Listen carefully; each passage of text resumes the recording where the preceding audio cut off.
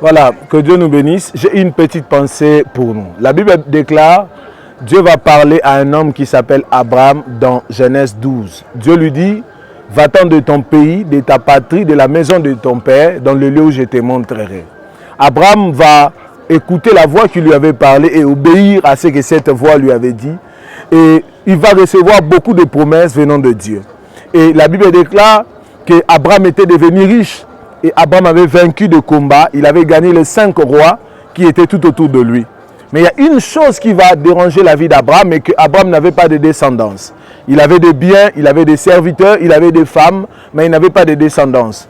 Dans Genèse 15, la Bible déclare dans le premier verset, après ces événements, après la victoire d'Abraham, après tout ce qu'Abraham a fait, l'Éternel va encore parler à Abraham dans Genèse 15. La Bible déclare, l'Éternel lui dit, ne crains point, je serai ton bouclier et ta récompense sera très grande.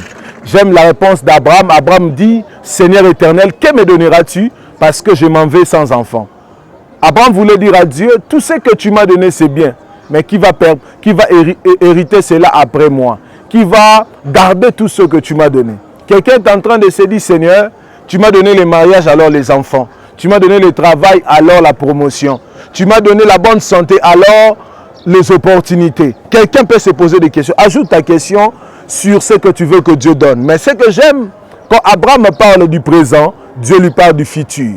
Abraham a dit, je n'ai pas de descendance maintenant, mais Dieu lui dit, je serai ton bouclier. J'aimerais dire à quelqu'un, le futur que tu as peur maintenant, parce que l'homme a peur de l'inconnu, Dieu le maîtrise. Et le Dieu qui maîtrise le futur m'a envoyé pour te dire que cette année 2024, tu ne mourras pas et tu témoigneras les bienfaits de Dieu. Alors c'est pour cela que je nous donne rendez-vous.